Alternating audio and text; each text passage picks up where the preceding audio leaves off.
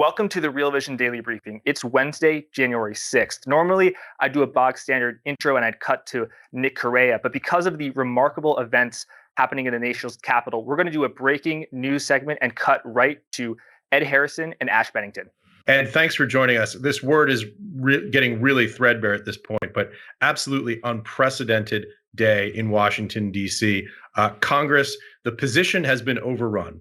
The last time this happened was during the War of 1812, I believe 1814. As at this hour, we should say, we're beginning this coverage at about 5 p.m. Eastern time. So there's going to be a delay when this airs. As of this hour, as we record, the balcony of the House and the Senate appear to be occupied right now by a mob that has stormed those positions. There are federal agents with guns drawn all over the Capitol. That is where we stand right now. Ed, what are your thoughts? Yeah, so I'm in DC, in the DC area. I'm just outside DC, 4 blocks out.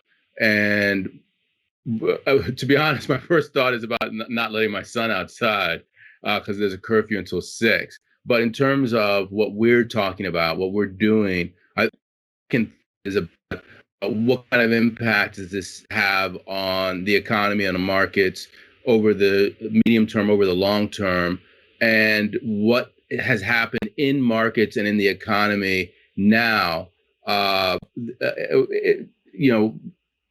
is reflective of what's actually happening from a political perspective. Because I look at this political event as very significant in the history of the United States. And the question is, are markets going to reflect that?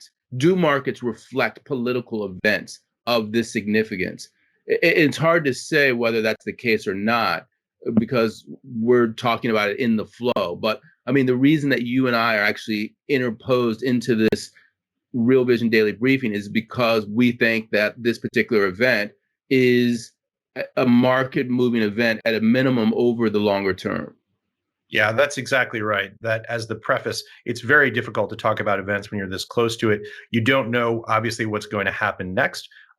We could see the situation cool dramatically in the hours to come. It could escalate.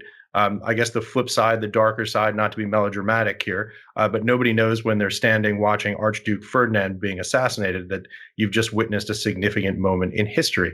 This certainly feels significant. We clearly hope that it's not something that's that significant. We hope that this is an event that comes as a wake-up call. But to exactly your point, Ed, for me, and I don't want to trivialize what's happening here. I know we probably both have a lot of feelings as two very patriotic Americans about what's happening in the country right now. But the reality is, doing what we do, which is commenting on economics and markets, someone has to say it.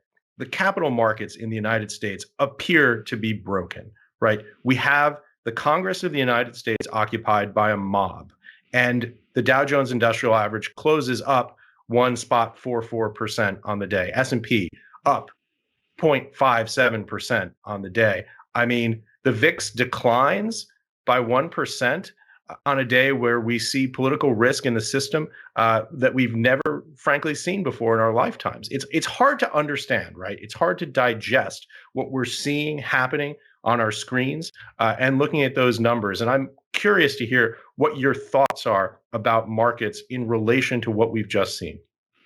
Yeah, so I think that, let me just say, first and foremost, if I don't get to it, Mike Green's on my mind in terms of the RVDB that he did with Max on Monday, in terms of the fragility of markets, in terms of elasticity, lack of elasticity. Passive investing, he posits, is the reason that that's there. So I'm thinking of the markets from that perspective today, because when the day began, we had relatively market-moving events with Warnock, who won the election in Georgia, and then we had a loss of jobs from the ADP data.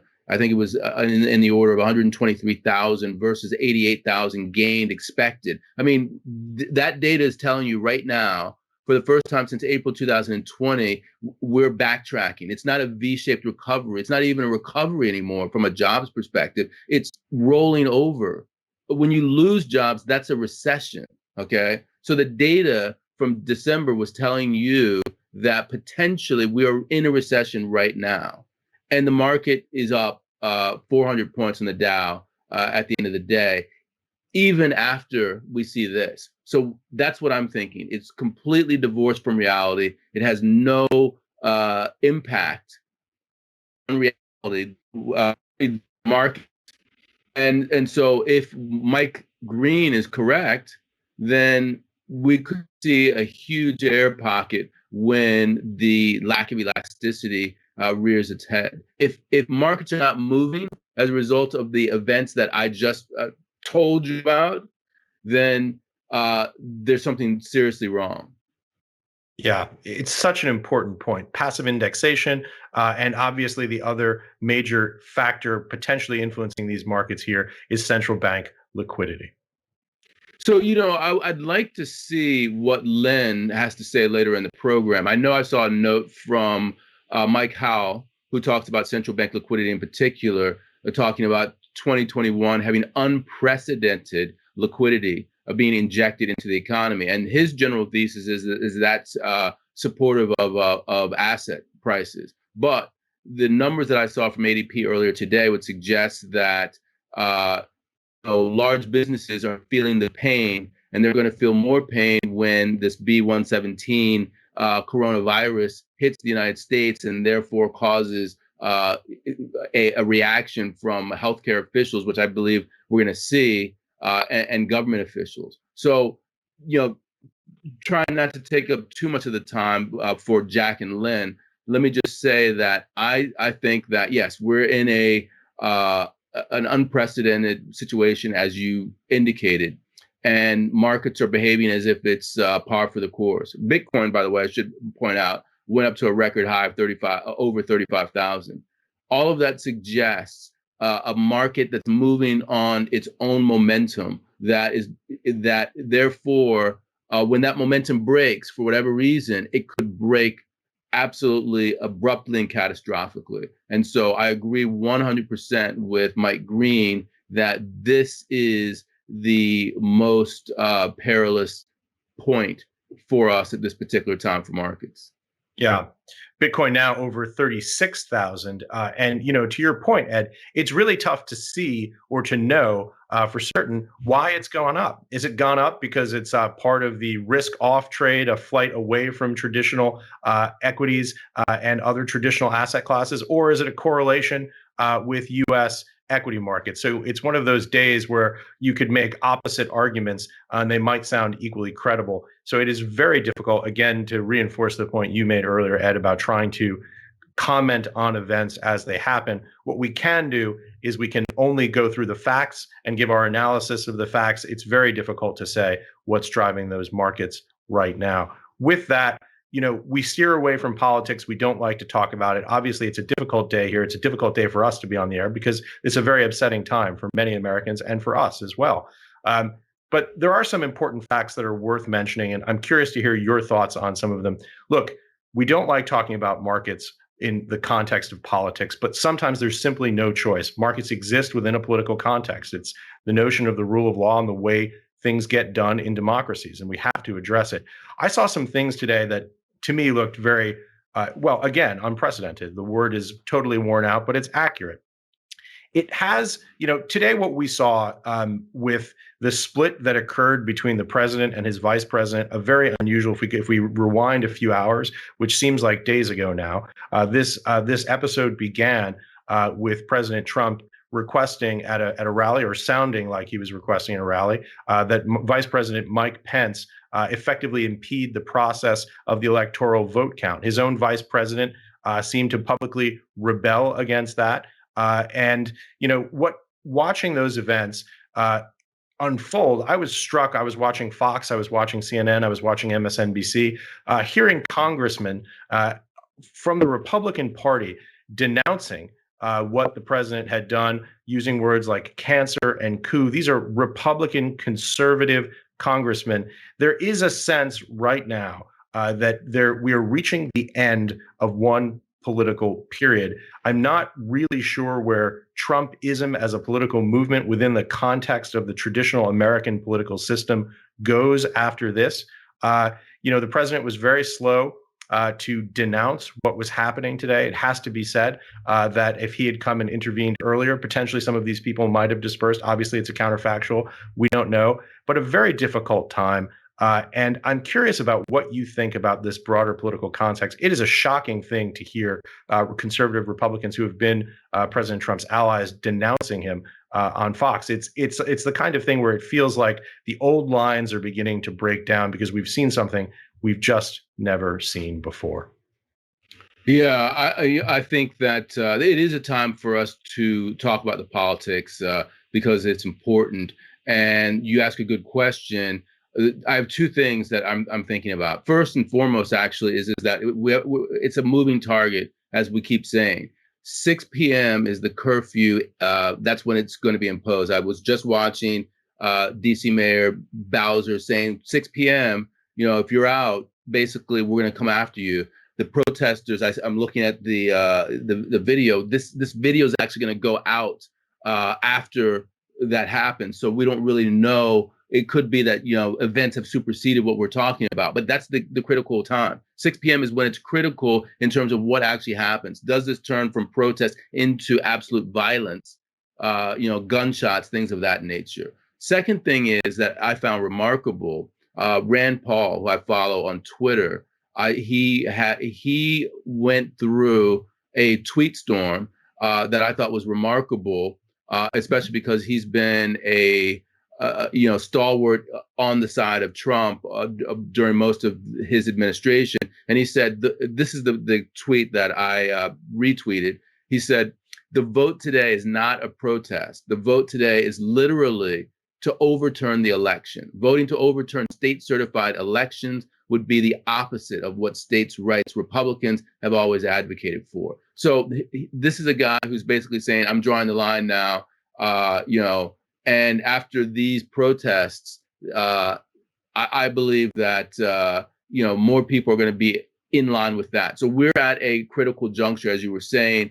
It's not clear what's going to come after this juncture, but we're at a critical juncture in U.S. democracy, U.S. history. And I think that we need to reflect upon that, even though we are a financial markets economic reporting news site. Yeah. Any other day, the lead story might be that it appears that the control of the U.S. Senate has just shifted to the Democrats, a 50-50 split with Vice President-elect Kamala Harris breaking the vote.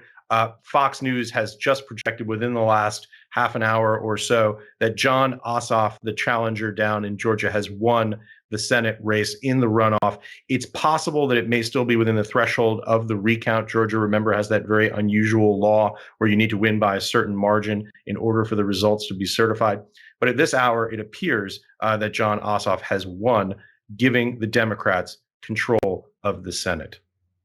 Yeah, so I mean that's the only positive in terms of thinking about markets being reflective of reality. Perhaps they think that there's going to be massive stimulus now, and therefore that's a reason to rally. But I think that that's a tenuous narrative. The narrative, what I see is I see a market that's divorced from reality, and that therefore, given its potential fragility, the inelasticity of the markets, we do have to wonder where we're headed, especially to the degree that we have negative GDP growth in Q1 and also potentially lockdowns, which I think are very likely as a result of spiking coronavirus cases. So I guess I would leave it there in terms of my commentary for today. Again, I'm interested to see what Lyn has to say about her thesis. And if any of this changes, is there any long-term impact on how she's looking at the year 2021 based upon this? My view, yes, there are unknown unknowns, and those unknowns that are political in nature, social, economic, they will have an impact on markets. We just don't know what those impacts are. Yeah. We often talk about partisanship, the hyper-partisan time that we've been living through, but there's also something else that's worth remarking on. You are a very sophisticated watcher of what happens in Washington, D.C. I dare say more sophisticated than I am. But it's worth pointing out that there is also this. Congress is a proud branch of government. We have Democrats and Republicans right now, according to news reports, who are hunkering down together in a secure location after violence erupted in the House and in the Senate. And so it remains to be seen what happens, where those political lines get drawn. Hopefully, this comes as a wake up call to the country and that we can get back to doing the people's business, to doing the things that we like talking about, which is economic development, progress, and the fact of going about our daily business as Americans. Very difficult time. Yeah, well said, Ash. And let's just hope when this video comes out that the curfew is respected, we have a peaceful resolution, and we can move forward. Yeah, very well said, Ed. Thanks so much for joining us. Thanks. And let's hear what Nick has to say coming up going forward with the news of the day, or the financial news before this news. Yes, very much so. Thanks again, Ed. Today, the December ADP report came out, which demonstrated the first decline in non-farm private employment since this past April. The ADP report says that the company payrolls had decreased by 123,000, when the median forecast was an approximately a 60,000 gain in jobs. The sectors hit most severely by job losses were for leisure and hospitality, which led with a 58,000 decline, as well as trade, transportation, and utilities, which experienced a 50,000 decline. At this point, private payrolls are 10 million below pre-pandemic levels. As we expect, a lot of the fallout is attributed to the rapid spread of COVID-19 in the US, as well as some states like California and Hawaii enacting on virus-related restrictions. The ADP and BLS jobs reports usually show similar trends in data, and economists were also expecting weaker growth in December for the BLS report, an estimate of a 50,000 gain. The upcoming BLS report for December may not demonstrate such divergence between expectations and actual numbers like the ADP report has today, but it's possible that we would see a decline in the BLS report too this coming Friday. This past Sunday at the Allied Social Science Association's annual meeting, which is organized by the American Economic Association, Harvard economics professor Raj Chetty described the possibility of a jobless recovery, as early signs of it are emerging. He discussed how sectors like leisure and hospitality that are more sensitive to the effects COVID-19 has on the economy will be struggling with those job losses for some time. And he also discussed how higher wage workers earning more than $18 an hour are returning to work more quickly than lower wage workers earning less than $13 an hour. According to Chetty's analysis on paycheck data, in April, almost 12 million low-wage workers lost their jobs, and around 6 million workers earning between $18 to $29 an hour were laid off. 5.6 million of those workers who earned $18 to $29 an hour returned by November. Only 400,000 hadn't returned. However, 6 million low-wage workers who earned less than $13 an hour, half of those who had been laid off in the spring, had returned to work. One of the key drivers of this disparity is the shift in spending habits of wealthier Americans who have cut down on in-person services and have turned to online retailers like Amazon and Walmart, which, as Chetty explained, are more capital-intensive and automation-oriented companies and less labor-intensive. And to unpack today's events, let's go back to Jack and Lyn Alden. Thanks, Nick. Welcome, Lyn. How are you doing? Pretty good considering. How about you?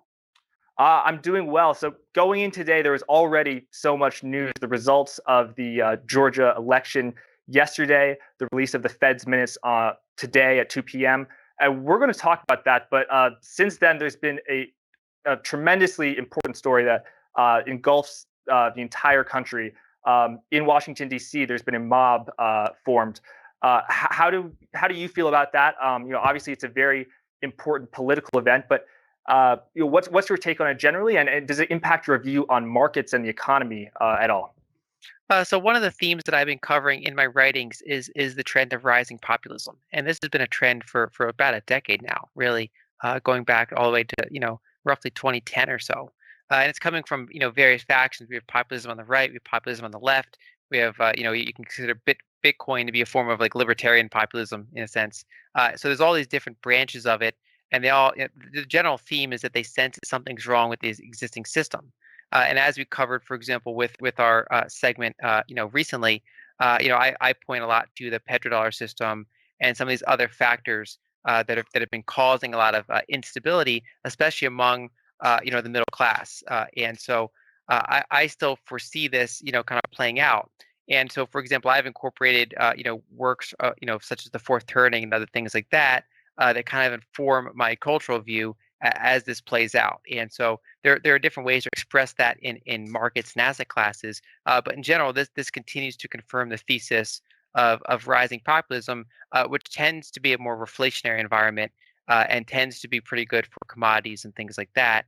And kind of aligned with the ongoing dollar bearish thesis that I have. Let's get into that a little bit. So I interviewed you in mid-December, and that interview actually came out today. And normally those interviews tend to get a little bit stale because they were filmed a month ago. But actually, your views have proved very prescient. I believe when we filmed, Bitcoin was at about 22,000. Now it's bursting past 35,000. We've seen continued dollar weakness. So the ongoing events of populism that supports your reflation thesis, which is obviously good for commodities and emerging markets. What did you think of the results of yesterday's runoff election? So that actually also contributes to it. And actually, I covered this, when we had the results back in November, my base case was going to be that, the Republicans would narrowly hold the Senate and that we'd have, it was still contested back then, but it looked like Biden was going to win the presidency. But the Senate in Georgia became an increasingly unknown variable. And so as that played out, we had to see what happens. And so the fact that now it looks like there's going to be a very narrow blue control of the Senate, is kind of a mild blue sweep here. And so that actually further supports the reflation narrative because it increases the odds of stimulus. And also at the same time, it's not such a strong blue wave that you can expect kind of major changes. And so, for example, there's still, kind of a centrist or, conservative Democrats within that group. And so some of the more, kind of further left policies are unlikely to get through. And so in some ways, it actually could be kind of a Goldilocks for certain asset classes because you can expect probably more stimulus, all else being equal, but you're also going to have pressure against, for example, trying to raise corporate taxes or things like that because there's not really kind of a really firm mandate, at least for the next 2 years. Let's dive into that a little bit. So, Lyn, before the election, the narrative that was making the rounds on the analyst desks was that stocks are rising because of thoughts of a blue wave. Biden's going to win. He's going to win by a wide margin. Obviously, the Dems are going to win the House, and they're going to win the Senate too, to boot. And as such, they're going to be able to enact their agenda and pass the stimulus bill. And that is pretty much exactly what you just talked about in terms of the reflation wave.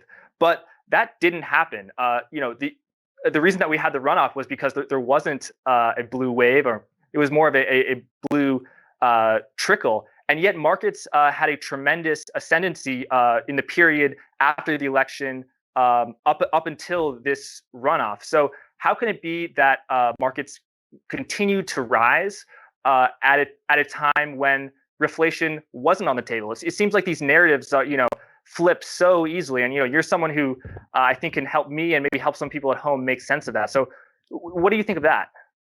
Yeah, so I've been kind of watching this all summer and into the fall and kind of outlining the different scenarios. And my view is that that the winner would kind of affect the perhaps magnitude of the outcome, but it wouldn't likely change the direction of some of my major kind of macro views on this. And so, because kind of like it's at the point where the math is the math, and so where we are in the long-term debt cycle, where we are in this rise of populism. I didn't really expect kind of a major change based on the outcome, but of course, certain outcomes are somewhat more stimulatory than others. But one thing to keep in mind is that they all have kind of counterpoints as well. So if you were to get a stronger blue wave, you can increase the odds of stimulus, larger deficits that are likely monetized, kind of MMT style policies. But at the same time, you increase the odds of corporate tax increases and things like that that can offset some of those gains as they would relate to equities, especially perhaps some of the mega cap tech equities. On the other hand, if you got the Republican hold, you're probably looking at less stimulus, but you're also kind of locking in the tax cuts and potentially getting more tax cuts. And so the market's kind of weighing these two outcomes. Historically, a gridlock scenario is pretty good for markets, right? Because kind of the government ends up kind of forcing itself away, and the private market just keeps going the way it's been currently structured.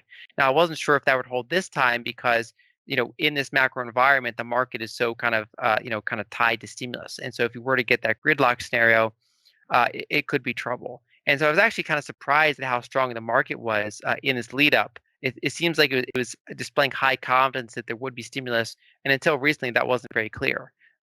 But so, and going forward, now that we have kind of a minor blue wave back on the table, I think the market's kind of looking forward to that. We saw that today; it was priced in rates, right? So we had higher rates. The dollar kind of held up until a little bit towards the end of the day. And we've seen a little bit more of a rotation with some of these value stocks holding up well and some of these growth stocks getting a little bit of a haircut. Right. Let's talk about how we have your macro view of reflation. Government authorities, whether they're fiscal or monetary, are continue to print a lot of money and inject a lot of liquidity into the economy. That is going to buoy assets, particularly cyclical assets, particularly commodities. It bears poorly for the U.S. dollar. You fleshed out your thinking in our interview, which aired today, on how that impacts various asset classes. Can you just give us quickly a broad sense of what those views are? Yeah, so I still continue to view that the dollar is in a bearish trend, and that it can be near term oversold, so it can have these bounces. But I think looking out into 2021, I still have a rather bearish view on the dollar. And if that ends up being the case, that's likely to be very good for commodities and emerging markets, and perhaps some other international stocks as well. And so the way I'm kind of positioning is to be overweight international equities, overweight a broad smattering of commodities, and also long Bitcoin and some of these other kind of anti-fiat hedges, you could call them. Right. So, Lyn, a lot of your points of view, I know you mentioned earlier that Bitcoin has been on a tremendous surge since we interviewed. One question I asked you in December 17th was about the dollar was, how do you act when your trade has gone so well, it's gone so far in your favor that you think it may be a little overbought or a little oversold, depending on what your view is. What do you think of Bitcoin at this juncture? Is it sort of a fundamental value analysis of I think Apple is worth, intrinsic value of Apple is $130 per share. It's priced at $100 per share. But then when it goes to $115 per share, your margin of safety, to use a Graham-Dodd phrase, has been cut in half. Do you use the same analysis or with something like Bitcoin when it goes up? You think that, oh no, I'm bummed because I wanted to buy more at the low price, or is it more of a narrative asset that the higher it goes, the closer it becomes to becoming a sort of reserve asset, the likes of which, if people want to learn more about, they can watch the interview that aired today. What's your approach to valuation of Bitcoin, especially since it's appreciated 50% since we spoke last? So as kind of a contrarian by heart, I always kind of don't like it in some ways when a trade works out really well, because it's almost like I want it to take longer so I can accumulate larger position and run that position longer. So I gave an update to my subscribers the other day. I'm still bullish on Bitcoin well into 2021, and I analyze it from a few different fundamental metrics. And so there's various kind of on-chain analysis you can do. So for example, you can compare the market capitalization to the realized capitalization, which looks at when individual coins last moved and kind of weights that price differently. There's also things you can use a stock to flow ratio. You can use all these kind of different characteristics. And so most of the on-chain metrics are, they don't look like they're end of cycle yet, right? So they don't look like at the end of 2017. They don't look like how they looked at the end of 2013. They don't look as though they're in those major blow off tops. Instead, they look firmly mid-cycle. And so Bitcoin tends to have these really strong bull runs every 4 years when it's after its rate of new supply gets cut in half. And this one appears to be no different so far. It's doing better at this stage in the halving compared to how it did during the 2016-2017 bull run. So it's actually ahead of schedule. My base case was that it would probably be equal or slightly less than the previous bull run. So it's already kind of outperforming my expectations. which makes me a little nervous. It could have a correction back down to those expectations. But that's just where we are at this point. So if you go forward another 6 months, I still have a higher price target than the current number. And so it's one of those things where I warn people to maybe check their allocation. If they allocate a certain percentage and it ran up, then they might want to check their overall asset allocation, see if a rebalancing is due for them based on their own unique risk tolerances. I haven't sold any. I'm still letting it run. But that's, of course, one of the hard parts of the trade. So it's always hard to buy things when they're doing poorly, and it can be very hard to hold things when they're doing well because you have a natural tendency to want to kind of lock in gains. But I'm being patient with this one. I'm still letting it run. But of course, I'm kind of preparing people to be ready for 20% corrections or 30% corrections because they can come at any time. Yeah, in your research report to paid users, which you kindly sent me, you sent me some of these charts which you mentioned on how to value a Bitcoin, and that is a question that I've been trying to answer for about 3 years now, and I've never found anything. So thank you for that. Just zooming out to other assets within the crypto space, Ripple obviously has had some troubles as the SEC has filed an investigation into their activities. What do you make of Ripple, and how do you think that it sort of exists within the broader ecosystem of cryptocurrencies? Well, Ripple shows some of the downsides of centralization. And so with Bitcoin, the whole point is that it's decentralized, it's leaderless, right? So, Satoshi launched the white paper before he even launched the software. So he showed the world how to do it. Then he launched the software. There was no pre-mine. And so people could start mining the coins. And so it kind of grew organically. As that kind of proved successful, we had a bunch of companies or crowdsourced projects or organizations come along and kind of do these various pre-mined coins, right? And so early investors, early developers get a lot of the initial coins, and that starts to look more like a security sale, right? And then there's also more of a centralized leadership that a lawsuit could go after to basically charge them with kind of securities issues, and so that's what we've seen out of Ripple, where they had a pre-mine, and they're basically being accused of not doing that appropriately. And so we'll see how that plays out. I'm not a legal expert. But that just shows some of the downsides. Whereas Bitcoin is more of an inherent protocol. It's decentralized. There's no single organization that any sort of government could go after.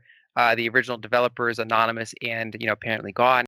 And so Bitcoin is just more of a foundational system, where some of these other ones have more attack points. And Ethereum, that's kind of its own separate thing. That also had somewhat of a pre-mine, but so far it hasn't come under the same scrutiny as Ripple. It's been given some of a green pass. They handled that a little bit differently.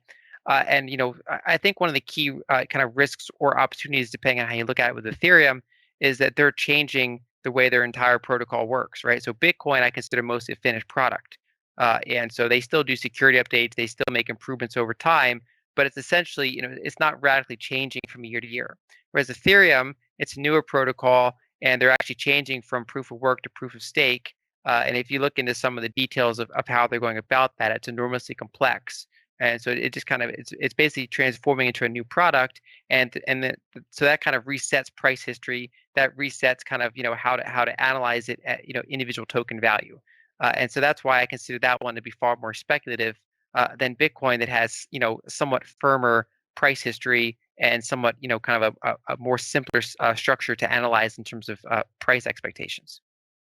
Right. Yeah. That investigation into Ripple was taken obviously as a tremendous blow to the asset, and it's down a great deal since that investigation was launched.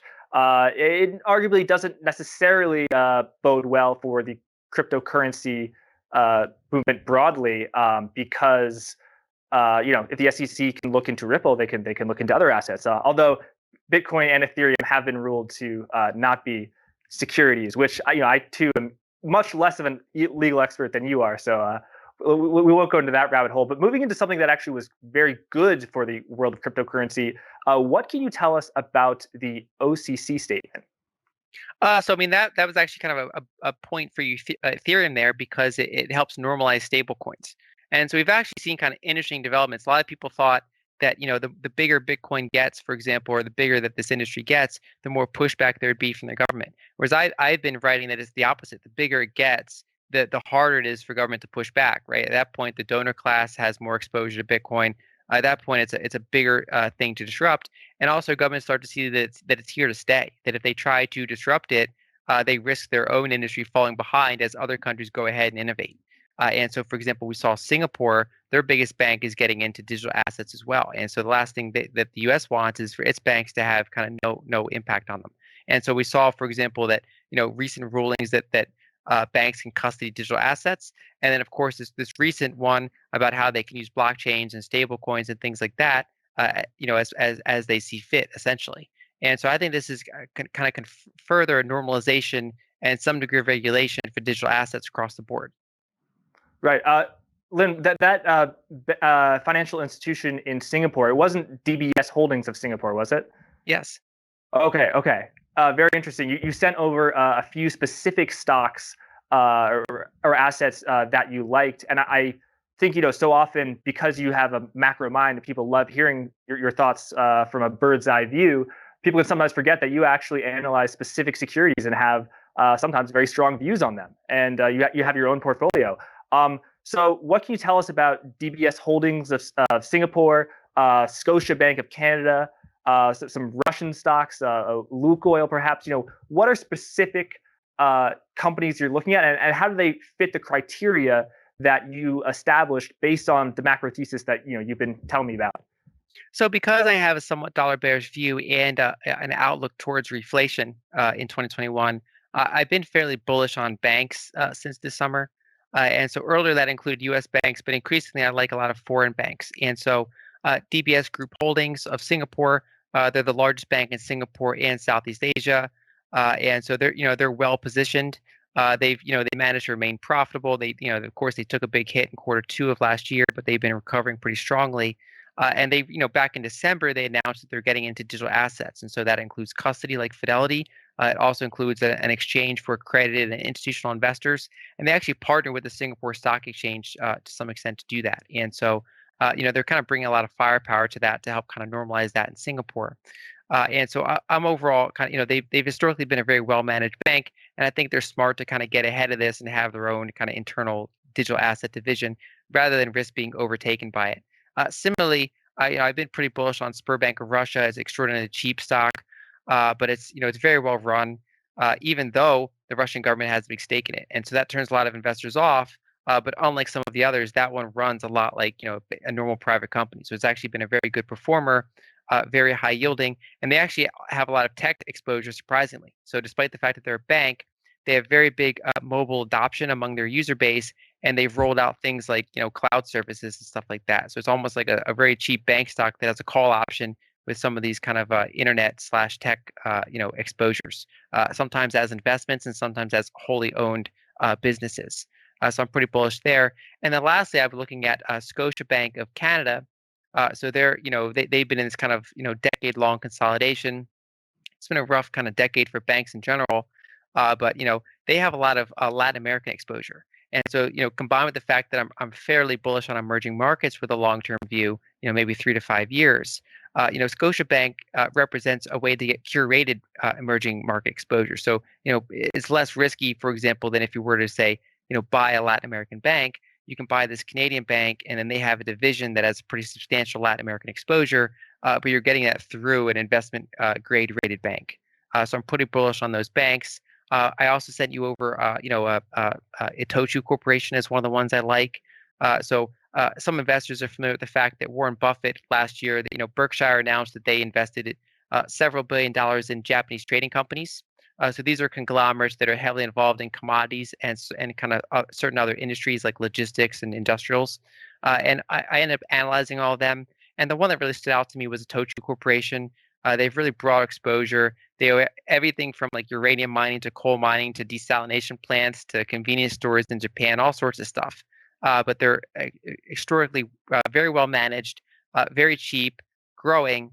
And so I'm just kind of bullish on that whole space in general. And I think that's kind of something you can kind of let it ride for several years and kind of let that compound, let that pay dividends, and let that kind of over time appreciate in terms of price.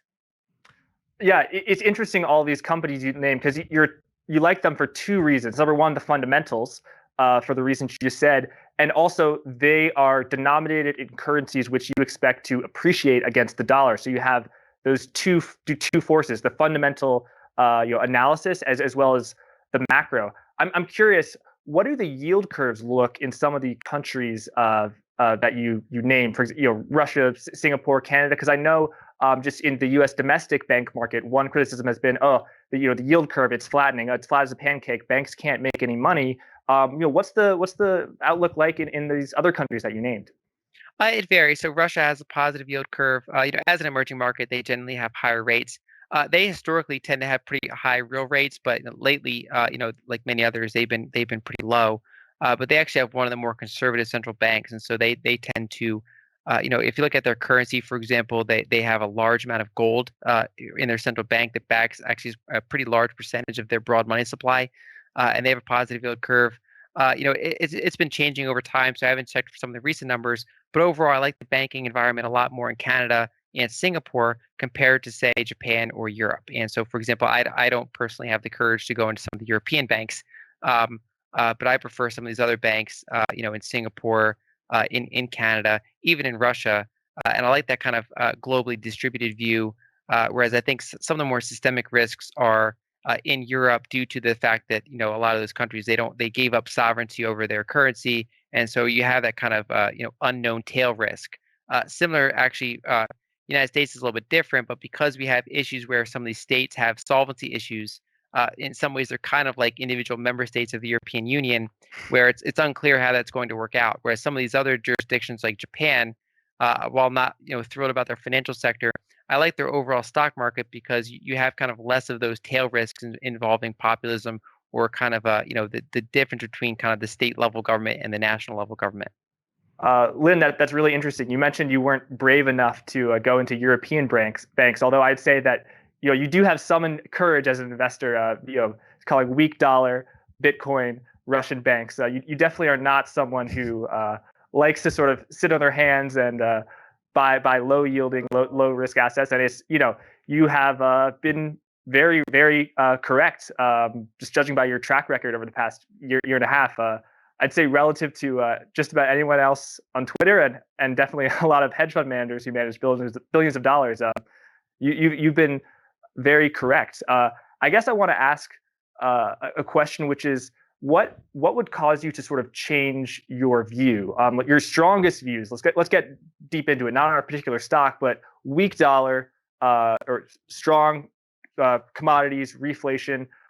What would have to come across in the Wall Street Journal, Bloomberg.com, that would give you serious pause and say, I'm actually, I may give this another look? Because I saw a journalist on Twitter compare the sort of Bitcoin world to a religion, and I think that you definitely, I can't comment on the other sort of ecosystem, but you definitely are one of the least religious people, one of the most logical. So I put that question to you. So what would change your views on your broad macro thesis on long commodities, short dollar, and long Bitcoin? So it partially depend on what the Fed does, and so if you were to see the Fed try to pull back on asset purchases, for example, in response to maybe a surprise inflation number. Currently they're committed to overshooting the 2% target. But if they were to kind of see that happen and kind of blink and start to tighten a little bit, I think that would bode reasonably well for the dollar. Now, I think ultimately, if they were to try that, it'd be a similar outcome to late 2018. And so you could have a case where they try to tighten, the market doesn't like that, and then they have to relent. And so for me, it's not. I think that some of the structural forces are nearly set in stone, but there are certainly things that can affect timing. And when it comes to portfolio management, timing is everything.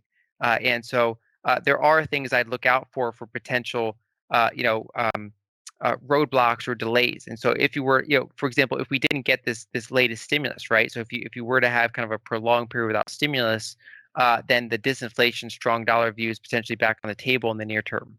But of course, we got that stimulus, and so right now, for example, we're seeing rising inflation expectations. But we're also seeing rising yields, and that's for example, keeping somewhat of a cap on gold.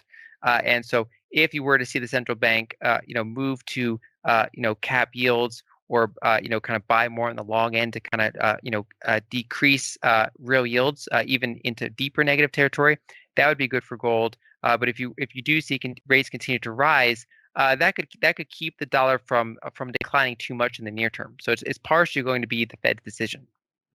Right. And at the Fed's minutes released today at 2 p.m., it's clear that they have no intention of changing course, which was expected. Every month it's 80 billion of Treasury purchases this, 40 billion of mortgage-backed securities that, and they'll continue that till 2023. Ultra low interest rates, ZIRP is going to go out to 2025. So I would suggest that the fundamentals of your thesis prove very sound. But I want to switch gears here, Lyn. I'm someone who every time I see a headline, I'm sort of thinking about how it impacts financial markets. What's the trade? I know you're the same way.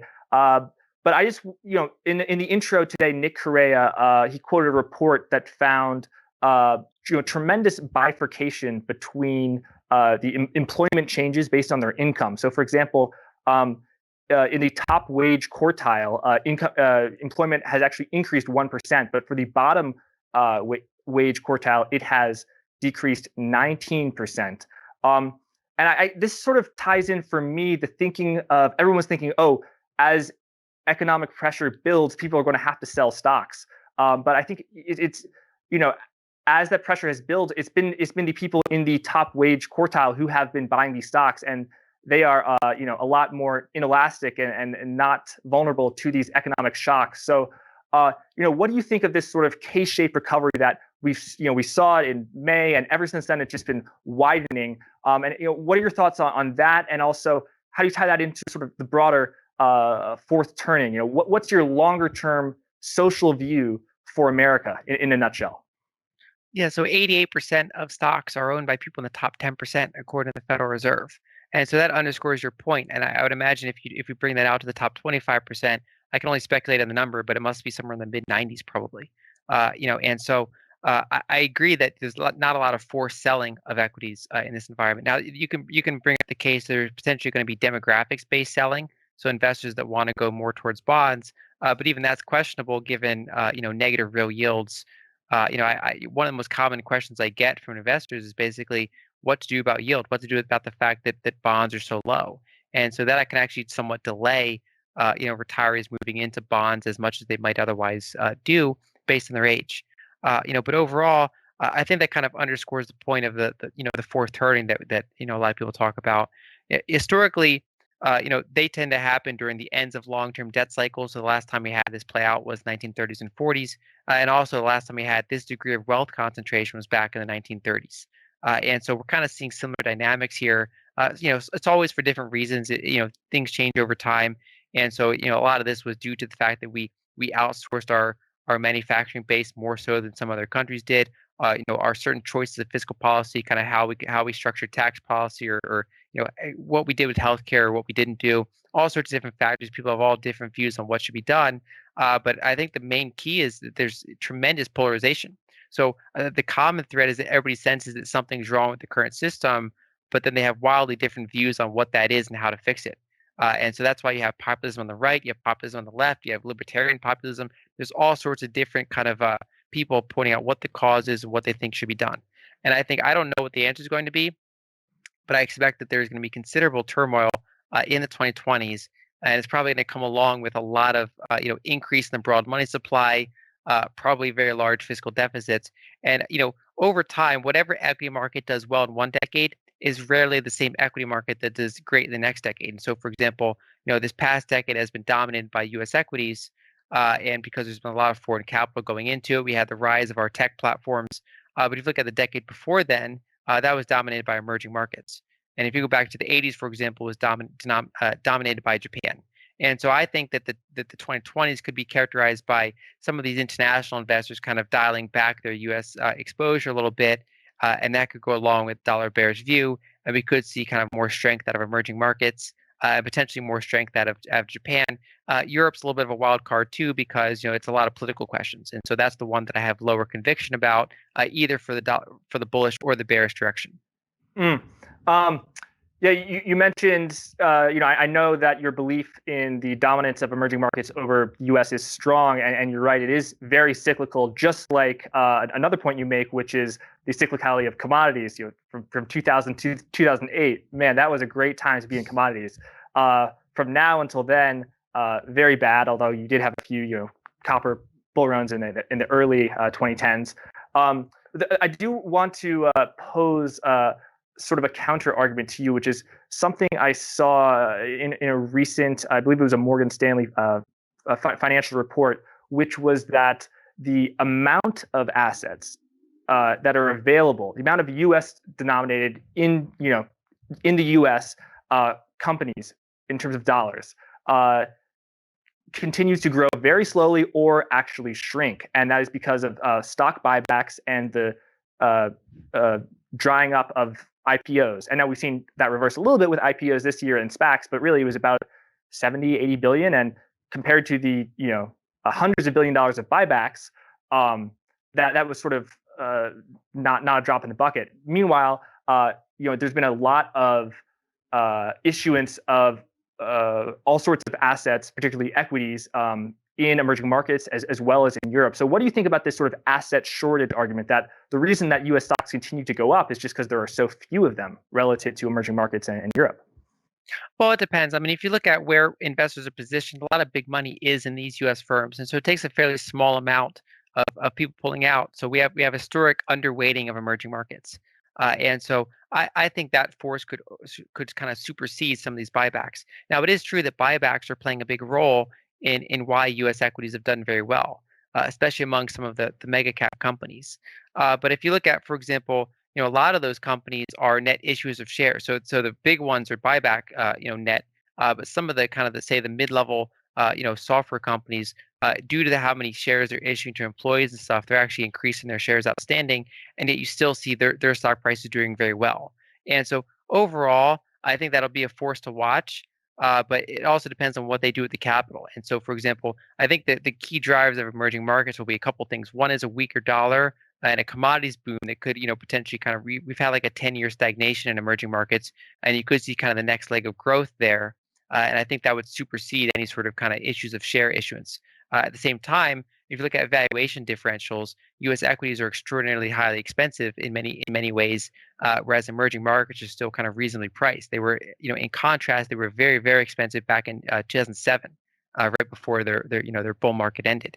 And so I think some of these larger forces of where capital can move, especially if you're kind of moving, like if you take a small part of an ocean and put it in a pond, that pond goes up a lot, even if the ocean doesn't go down a ton. And so because of how underweight Americans are in emerging markets, and because of how kind of crowded the U.S. equity space has come, and the dollar itself, I think a fairly small shift could be beneficial for some of these asset classes. Like if you look at all gold miners together, all silver miners, all uranium miners, these are small pools of capital compared to, for example, Apple's market cap and things like that. So the smallest shift can kind of really kind of change the direction of a portfolio if you're overweight some of these other areas. Right.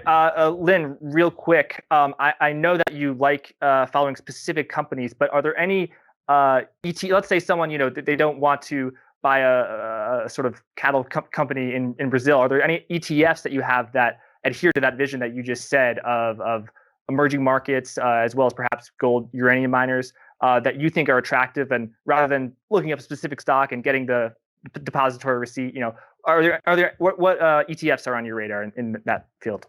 I like some of the iShares single country ETFs. So you have EWS for Singapore, you have INDA for India, you have RSX is the VanEck Russia ETF. There's also an iShares version, ERUS, I believe. There's also ILF for Latin America. You can go with a broad emerging market ETF as well, although they tend to be very dominated by Chinese equities. We'll see if regulations affect that, because now we're seeing kind of an uptick in regulations that could prevent Americans from owning Chinese equities. And so I like some of those kind of regional or single country ETFs. For commodities, I tend to prefer individual commodity selection, because I like to err on the side of the kind of the more cautious ones, the ones with lower leverage and lower production costs. But for example, there are ETFs like GUNR It's a broad commodity producer ETF. And so I think that for uranium, there's URNM. That's a kind of a broad uranium miner ETF. And so there are a bunch of different ways you can express some of these views without going down to the individual company level. I personally find that individual company analysis helps circle back and inform my macro view. And so, for example, if I didn't go down and look at individual companies, I'd be less, say, confident about Singapore's prospects or Russia's prospects. But if I go down and look at the individual company level and see what kind of leverage am I looking at here, what are the management teams talking about, how is the profitability, that kind of circles back up to my macro level view and kind of helps strengthen that. I totally agree. The pure macro, the pure technical, the pure fundamental, that's all great. But where you really get that clarity and the framework of understanding is when you combine them. And Lyn, you are very good at that, and you are very bright. I'll be honest; it's been sometimes a little bit intimidating interviewing you on camera because you're so knowledgeable. But I look forward to having you back. I hope I can interview you again, as well as I've got a few interviews of maybe people can interview you that have popped in my head while I'm on here. So great to have you on, Lyn. Yeah, thanks for having me on, and I enjoyed a lot of our talks this year. And hopefully 2021 will be a little bit smoother, even though it's not starting out that way. Yeah, maybe by the end of 2021, we can maybe do an interview that's not over Zoom. Yeah. All right. Thanks, Lyn. Bye.